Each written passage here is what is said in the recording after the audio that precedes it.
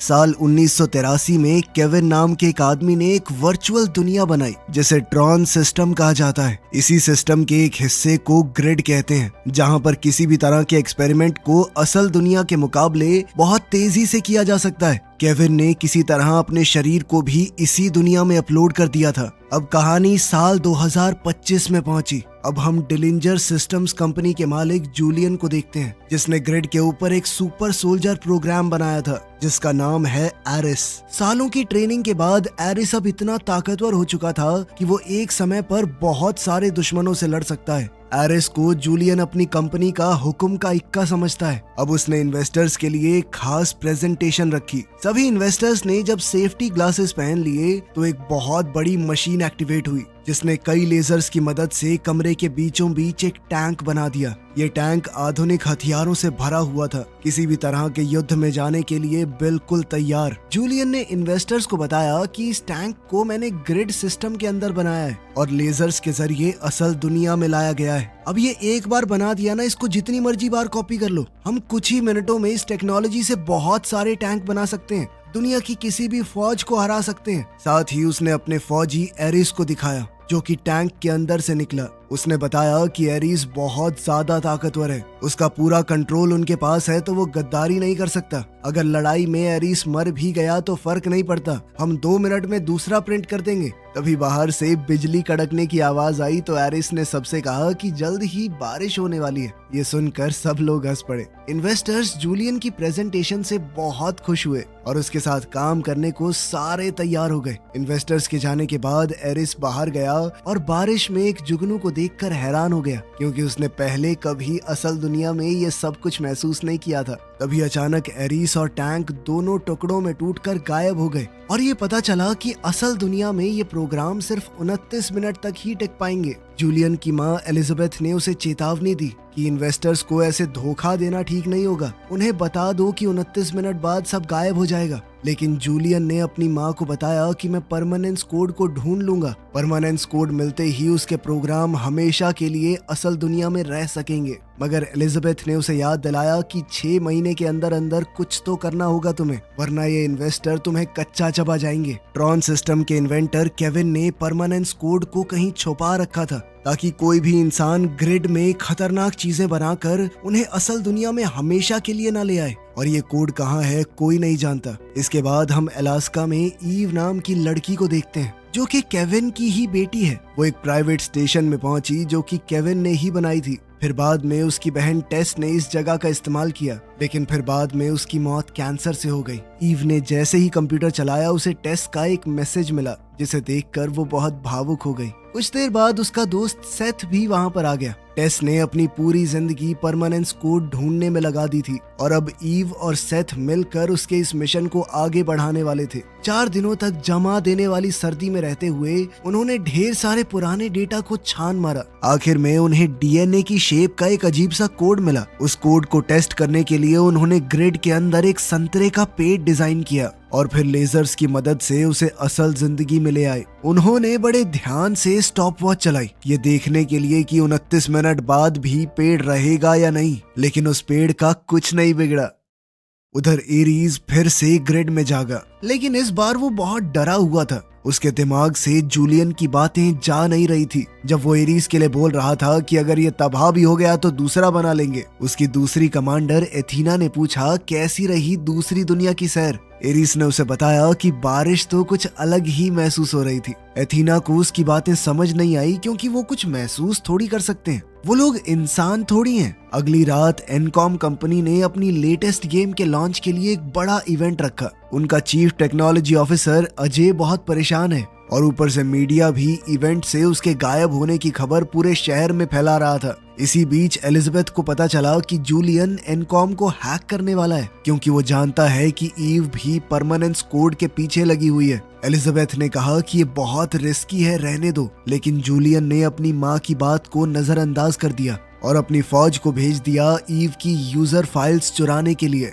जल्दी ही एरिस, एथीना और दूसरे कुछ फौजी ग्रिड के अंदर एनकॉम के सर्वर में घुस गए। उन्होंने एक खास हथियार की मदद से बिल्डिंग की दीवार में एक सुराख खोल दिया जिससे वो अंदर घुस सके। तभी असली दुनिया में एक गार्ड को अलर्ट का मैसेज मिला। जूलियन की टीम ने बड़ी आसानी से डिजिटल गार्ड्स को मार दिया और एरिस इंफॉर्मेशन ब्लॉक तक पहुंच गया, जहां से जूलियन को एनकॉम के पूरे सिस्टम की जानकारी मिल गई। मगर तब तक सिक्योरिटी प्रोग्राम्स एक्टिवेट हो गए थे।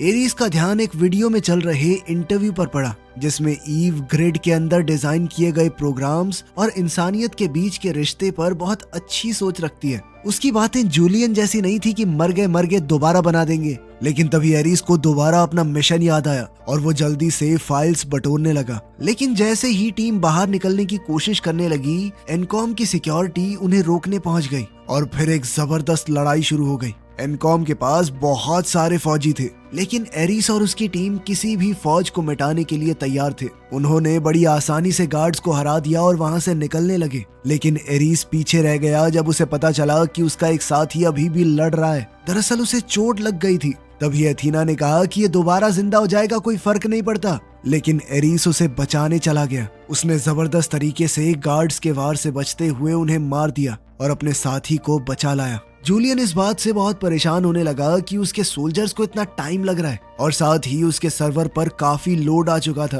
तभी उसने जानबूझकर अपने प्रोग्राम में धमाका कर दिया, जिस वजह से उसके सोल्जर्स के साथ साथ एनकॉम का पूरा सर्वर भी उड़ गया और यहाँ अजय की प्रेजेंटेशन भी खराब हो गई और गेम का लॉन्च रद्द करना पड़ा। कुछ समय बाद एरिस को अपने कमरे में होश आया और उसने देखा कि उसका जो साथी जख्मी हो गया था वो वापस ही नहीं आया। उसने जूलियन से इस बारे में पूछा तो जूलियन ने कहा कि जो भी नाकाम होगा उसे डिलीट कर दिया जाएगा। ये सुनकर एरिस अंदर से हिल गया। अब जूलियन ने उसे एक नया मिशन दिया। उसे किसी भी हालत में ईव को ढूंढना होगा। इसके बाद जूलियन को अजय का कॉल आया। अजय बहुत गुस्से में था। उसने जूलियन को धमकी दी कि वो 29 मिनट की लिमिट के बारे में पता है तेरे इन्वेस्टर्स को, अगर मैं बता दूं तो। लेकिन जूलियन उसे उल्टा चिढ़ाने लगा कि तेरी मालकिन ईव कहाँ पे है कुत्ते, जिसके इशारों पे भौंकता है तू। इस बात से एजे ने गुस्से में आकर फोन काट दिया। कुछ दिनों बाद ईव और सेथ अलास्का से निकल पड़े, अपने साथ ग्रिड से लाए हुए संतरे लेकर। जैसे ही उनके फोन में नेटवर्क आया, एजे ने तुरंत ईव को कॉल किया और गुस्से में सब कुछ बताया कि क्या क्या हुआ है। ईव ने उसे शांत किया और बताया कि कोड मिल गया मुझे। उधर एरिस ईव की सभी फाइल्स को देखने लगा और उन्हें देखकर उसे इंसानों और जिंदगी के बारे में और पता चला।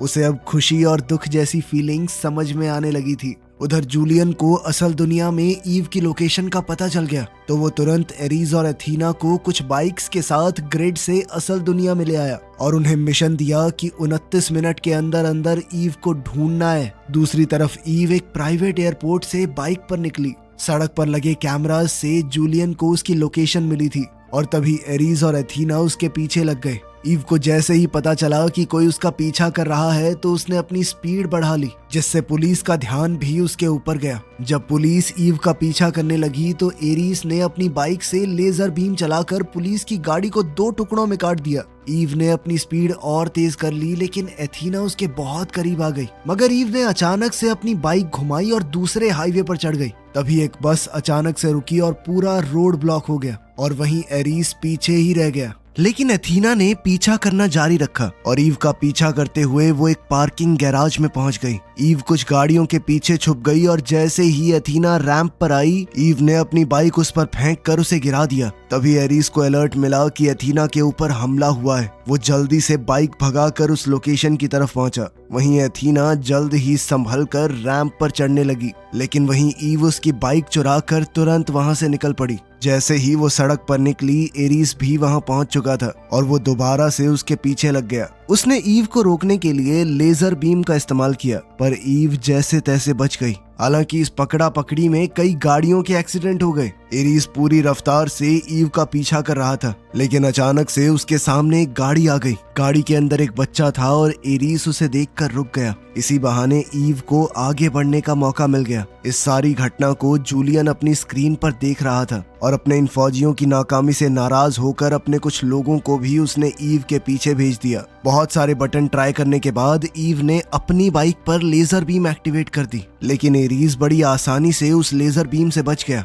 वो बाइक को और तेजी से चलाकर ईव के बिल्कुल पास ले गया। ईव अब पूरी कोशिश कर रही थी वहां से बचकर भागने की, लेकिन उन दोनों की लेजर बीम्स की वजह से बहुत सारे एक्सीडेंट्स होते रहे। इसी दौरान थोड़ा मिसबैलेंस होने से दोनों की बाइक्स आपस में टकरा गई, जिसके बाद ईव उछलकर एक कचरे के डब्बे में जा गिरी। खुशकिस्मती से उसे ज्यादा चोट नहीं आई और वो तुरंत अपनी जान बचाने के लिए भागने लगी। एरीज भी पैदल उसका पीछा करने लगा। वो दोनों दौड़ते हुए समुद्र के किनारे तक पहुंच गए, जहां ईव को लगा कि अब तो वो पकड़ी गई। तो उसने वो ड्राइव जिसके अंदर परमानेंस कोड था उसे तोड़कर पानी में फेंक दिया। अब एरीज उसके पास पहुंचने ही वाला था, लेकिन अचानक उसके शरीर के अंदर कमजोरी आ गई। उसके 29 मिनट लगभग खत्म हो गए थे। अब जाकर ईव को समझ में आया कि एरीस एक प्रोग्राम है। तभी अचानक एरीस और एथीना दोनों डिजिटल दुनिया में वापस चले गए। तभी एक हेलीकॉप्टर वहां पहुंच गया और जूलियन के आदमी ने खास तरह की गन का इस्तेमाल करके ईव को अपने काबू में करके ग्रिड के अंदर भेज दिया। उन्होंने ईव को तो पकड़ लिया, लेकिन आज जो तबाही मची थी वो पूरी न्यूज पर छा गई और एलिजाबेथ कहने लगी कि जूलियन अपनी हद से बाहर जा रहा है। जूलियन ने जवाब दिया कि दुनिया मुझे माफ कर देगी, बस एक बार मेरे हाथ वो परमानेंस कोड लग जाए।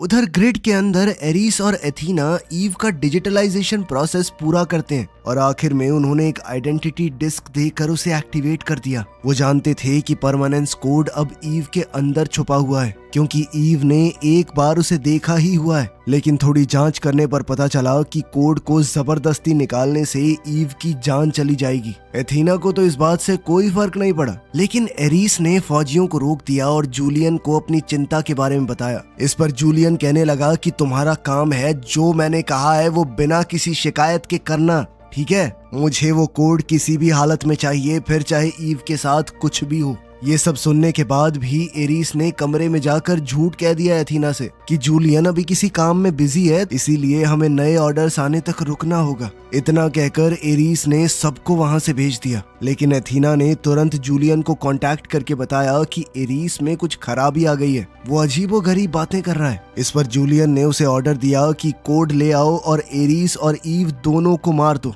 इस दौरान एरीस ईव से पूछता है कि उसे किस पर भरोसा करना चाहिए। इस पर ईव ने कहा कि जूलियन के ऊपर कभी भरोसा मत करना, क्योंकि वो निहायत ही खुदगर्ज आदमी है, सिर्फ अपने बारे में सोचता है, बाकी कोई मरे कोई जिए कोई फर्क नहीं पड़ता उसे। तभी एथीना अपने 2 फौजियों के साथ वापस आई और हमला करने की तैयारी करने लगी, लेकिन तभी एरीस ने अपनी डिस्क से जमीन पर हमला करके एक छेद कर दिया, जिस वजह से वो और ईव दोनों ग्रिड से बाहर नीचे की तरफ गिरने लगे। गिरते हुए वो कई लाइट से टकराए और आखिर में पानी के अंदर जा गिरे। एरीस ईव को पकड़ने के लिए उसकी तरफ तैरने लगा और फिर एक डिवाइस को ऑन करके वो बाइक पर वहां से भागने लगे। एथीना समझ गई कि ये दोनों किस तरफ गए होंगे और तुरंत अपने ड्रोन्स को उनकी तरफ भेजा। ग्रिड से गुजरते हुए ईव तरह तरह की लाइट्स और कोडिंग को देखकर हैरान रह गई। एरीस ने समझाया कि थोड़ी आगे जाकर एक ट्रांसफर पोर्टल है, वहां से तुम असली दुनिया में वापस जा सकती हो, लेकिन वो मदद तभी करेगा अगर ईव उसे भी वो परमानेंस कोड देगी।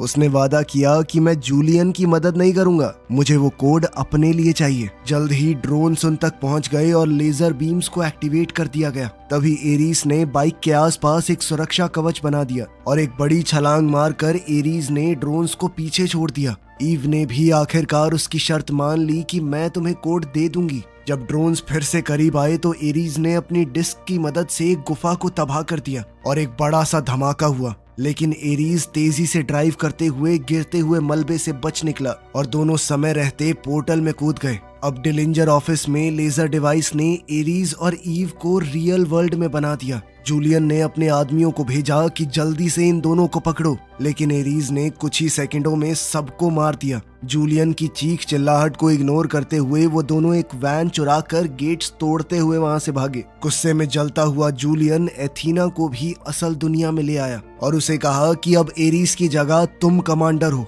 उसने एथीना को मिशन सौंपा कि किसी भी हाल में मुझे वो कोड चाहिए, फिर चाहे उसके लिए कुछ भी करना पड़े। साथ ही उसे एक ग्लाइडर और डिजिटल गन भी दी गई ताकि वो एरिस और ईव को पकड़ सके। एथीना के जाते ही एलिजाबेथ ने जूलियन को जोर से थप्पड़ मारा कि क्या कर रहे हो तुम।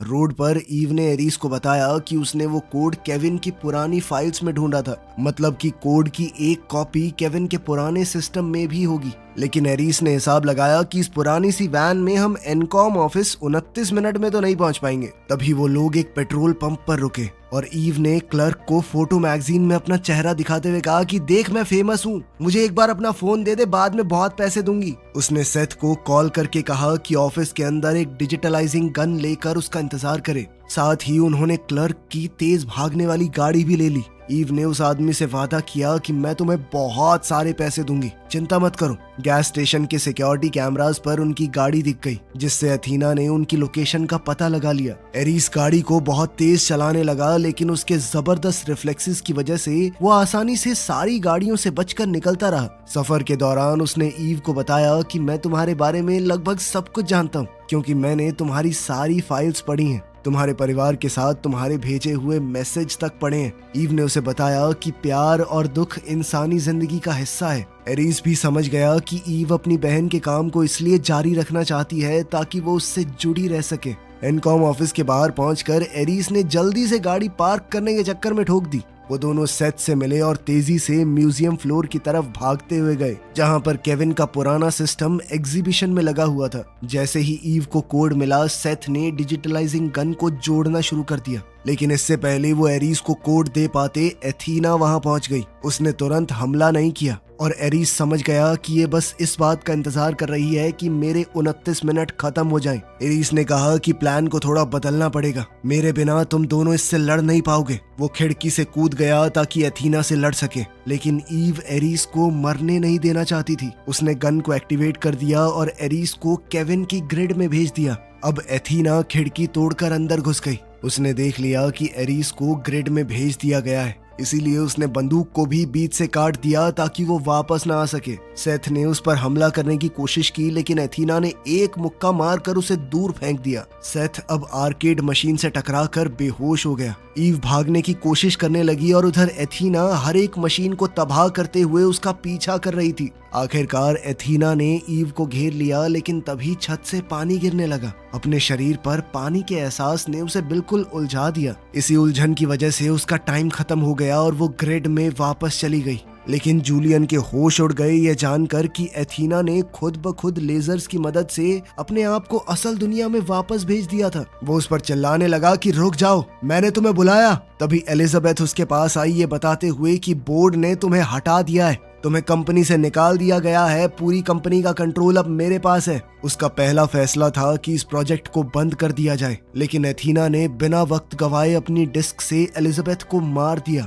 ये देखकर जूलियन बिखर गया, लेकिन एथीना ने उसे याद दिलाया कि तुमने ही तो कहा था कि किसी भी हाल में तुम्हें वो कोड चाहिए, तो मैं तो बस अपना मिशन पूरा कर रही हूँ। अब एथीना ने अपने 2 फौजियों और एक बहुत ही ताकतवर व्हीकल को असल दुनिया में बुला लिया था। उन्हें लेकर वो अपना मिशन जारी रखती है। उसके जाने पर जूलियन कंप्यूटर की तरफ भागा और सिस्टम को ओवरराइड करने की कोशिश की, लेकिन एथीना ने पूरे सिस्टम पर कब्जा कर लिया था।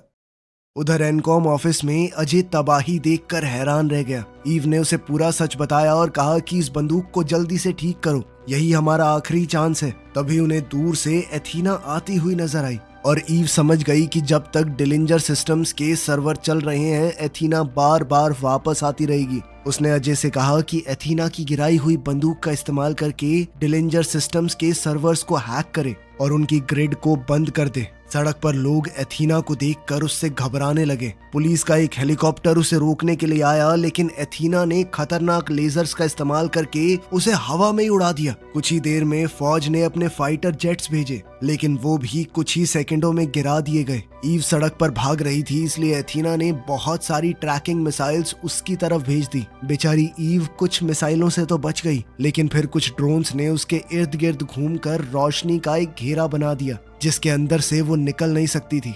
तभी एक फाइटर जेट एथीना के व्हीकल के इंजन से टकरा गया, जिससे उसने कंट्रोल खो दिया और नीचे गिरते हुए कई बिल्डिंग से टकरा गई। उधर केविन की ग्रिड में एरीज केविन की ही एक परछाई से मिला, जो कि इस पूरे सिस्टम को बनाने वाले इंसान केविन की ही एक कॉपी थी। एरीज ने कहा कि अगर तुम केविन हो तो तुम्हारे पास परमानेंस कोड भी होगा। देखो, वो कोड मुझे सिर्फ अपने लिए नहीं चाहिए, मैं जीना चाहता हूँ ताकि ईव को बचा सकूं। तुम्हारी पोती है वो। एरीज की बातें केविन को पसंद आई, इसीलिए उसने परमानेंस कोड दे दिया और उसे एरीज की डिस्क में डाल दिया। एरीज ने अब अपनी डिस्क का इस्तेमाल करके एक रोशनी की बीम में कदम रखा, जो उसे केविन के पुराने बेसमेंट में ले गई। शहर में एथीना अब अपने टैंक में बैठ गई थी और उसने तेजी से जाकर ईव को पकड़ लिया। अब उसके वापस जाने के कुछ ही मिनट बचे थे, इसीलिए एथीना ने अपने रास्ते में आने वाली सभी गाड़ियों को चकनाचूर कर दिया। अचानक एरीज सड़क के बीच में आ गया और उसके सूट पर नए रंग चमकने लगे, जो बताते थे कि अब वो पूरी तरह आजाद है।